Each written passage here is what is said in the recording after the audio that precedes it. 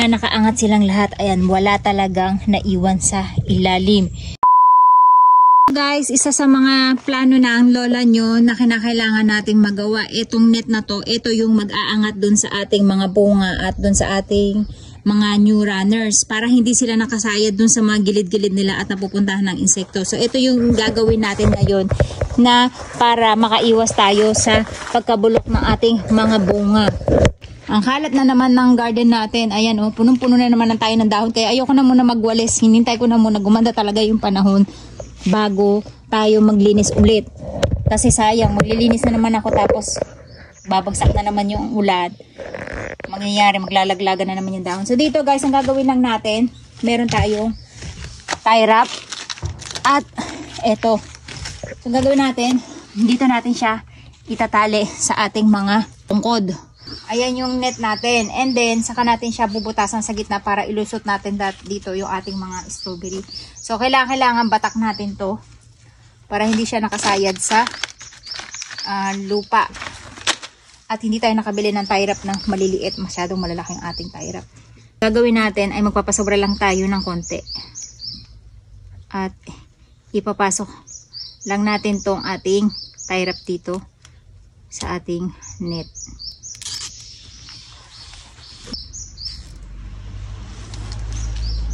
Ang kagandahan nitong ating ginawang tungkod guys, meron tayong napapagsabitan.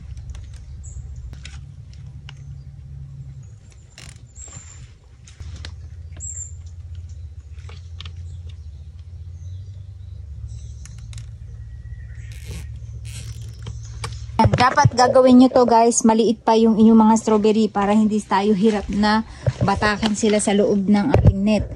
Katulad ng ginagawa ko, medyo mahirap na dahil malalaki na sila. So, mahihirapan na tayo magpasok sa kanila sa kanilang butas. Kasi kailangan butasan natin tong ating net.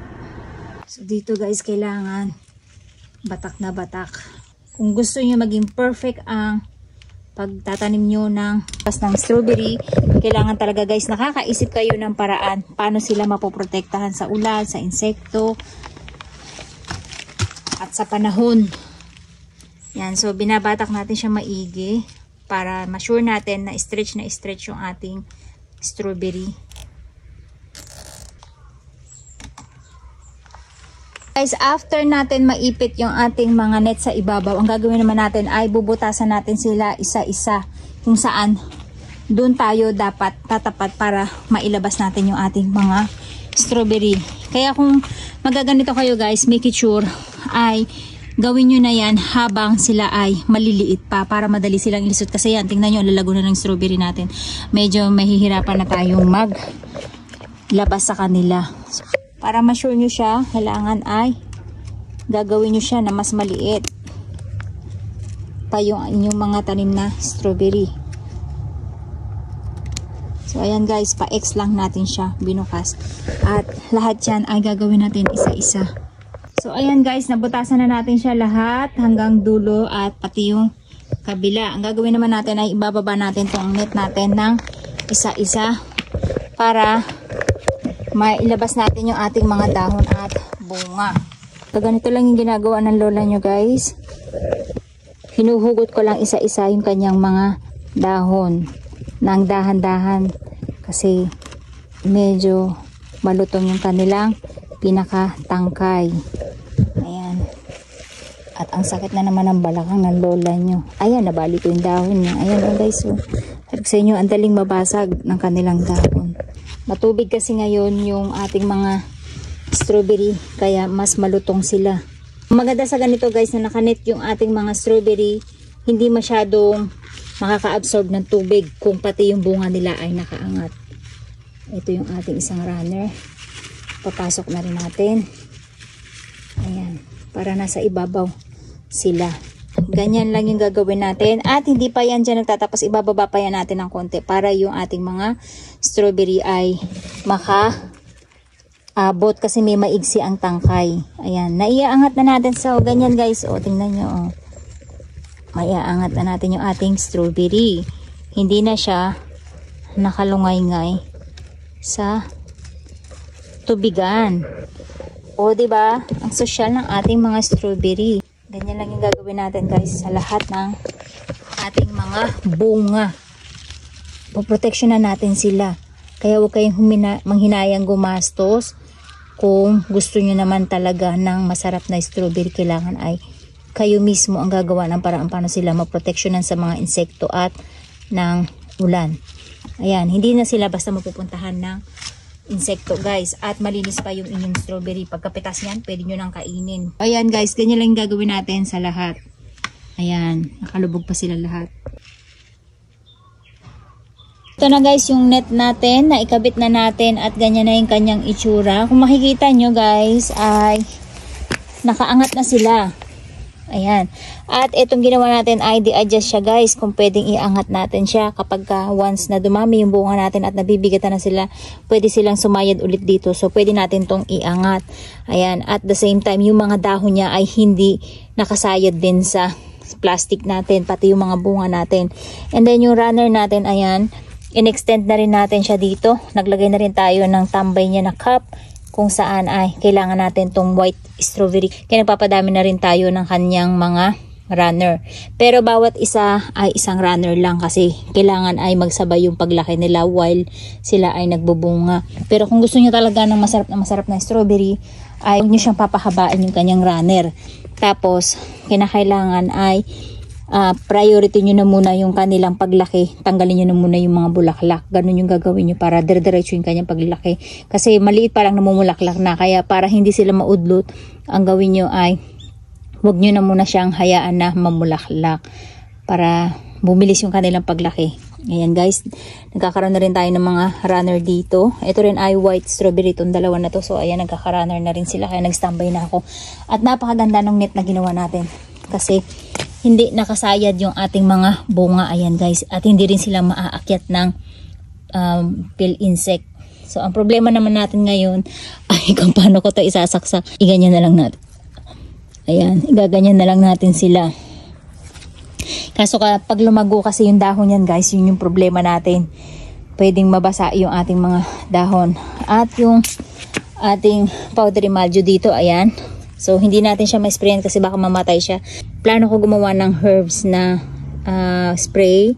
So titingnan natin kung magiging okay din siya. At may nakikita ko dito guys na mga tipaklong na maliliit. Ayan yung kumakain ng ating, ayan. Yan, nakikita nyo yan. So kailangan ay mategi natin yan kasi yan ang kumakain ng dahon ng ating, ayan. Tinegi ko na siya. Kasi yan yung kumakain ng ating mga dahon. Kung makikita nyo may mga butas yung dahon natin. Kaya yan ang kahalagahan na araw-araw pinupuntahan nyo yung inyong farm para naaagapan nyo yung problema. Kung sakaling may nakikita kayong insekto, agad-agad ay napapatay nyo. Kasi pagka hindi nyo siya naagapan ay possible na dumami sila at ayan, masisira yung ating mga pananim, sayang, di ba? Ayan na guys, at hinihintay na lang natin silang mamunga at magdire-diretso ng bulaklak, hoping ay dumire-diretso na rin yung pagsikat ng araw. Ayan, ang ganda ng pagkakagawa natin ng ating net, di ba? Nakaangat talaga sila. Dito guys, nakapag-add na rin ako ng another 5 strawberry. Ayan, dahil nakakuha tayo ng 5 bote from mineral water na inipon natin. Ang ginawa ko na lang dito, gumamit na lang ako ng foam sheets para makover yung ilalim niya, yung tubig niya. Kasi para hindi siya mainitan yung tubig natin every time na sumisikat na matindi yung araw, ay possible naman mamatay yung ating strawberry. Kasi kung ikaw ba naman nag-absorb ka ng mainit na tubig, diba? So guys, ang gamit niyan para maging protection niya sa init ng tubig, hindi siya uminit. Maganda rin yung foam sheet kumpara sa medyas kasi matagos yung lamig at init. Unlike itong foam sheet guys ay hindi. So hanggang winter maganda to kung nakaganito yung ating tubig, tapos hanggang ilalim nakakover siya na foam sheet. At nilagyan natin siya syempre daanan ng ating tubig kung saan ay hindi tayo mahihirapan na maglagay ng tubig. Ayan, naglagay tayo ng kanyang vitamins. Another runner. Nagkamali lang ako ng photo dyan pero wala pa yung ugat. Titingnan natin kung tutubo yan. Kasi maganda yung panahon ngayon. Medyo makulimlim at katatapos lang ng ulan. Kaya medyo basa pa yung lupa. Kumbaga tamang-tama yung humidity niya at yung temperature niya para sa paglilipat ng inyong mga runners. Kapag sobrang init guys, wag kayong maglilipat ng runner, mamamatay ang inyong mga ililipat. So ayan guys, may mga panibago tayong runner dito na nilagay na rin natin sa cup. Ayan, ang dami nating insect pill.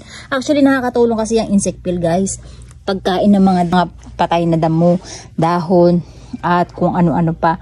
Kaya lang minsan talaga nagkakamali sila, pati yung ating strawberry ay natitira nila.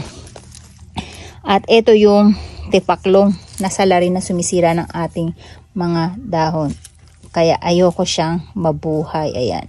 Kaya kailangan guys, tanggalin nyo yan. Ito mo, kinakain yung dahon natin. Kaya hindi maganda na may ganyan. Hanggat maaari kasi guys, ayoko mag-spray. Tignan nyo yung insect pill natin. Ito kasi yung sibuyas natin, hindi ko pa makuha kasi lalaki pa yan guys. Namatay na nga yung dahon niya. Ayan o. Hinugot ko na yan sa hollow blocks kasi nahirapan ako siyang iangat. Ayan, nagka-yupi-yupi siya. Ito mga to, yan, bawang yan. So parang hindi masayang yung galing doon sa farm ko. Tinanim ko na lang dyan kasi 8 months pa naman yan. At magtatanim na rin tayo ng bawang para umabot sa bago magtaglamig. Ayan, ang ganda nila, diba? Lahat sila ay nakaangat. Kaya nakaka-amaze kasi ang talino ko. A-update ko kayo ulit kung ano na yung magiging kalagayan ng ating mga strawberry. At ito ba pala guys, so sobrang kaadikan ko, bumili na naman ako ng mga panibagong paso. Kaya lang, wala tayong time maglipat, ay bumili ng lupa pa. Ayan, may 2 bag na lang tayo, siguro mga 3 paso na lang yan. Yan. So, sobrang kaadikan na lola niyo. Kasi piso lang naman yung lupa dito, piso lang naman yung paso, di ba? Magiging kuripot pa ba ako nun? Kung dadami naman ang gusto yung ating strawberry, ayan. Ganyan na kaadik yung lola niyo. At nakukonti ang pako dyan. Yun lang.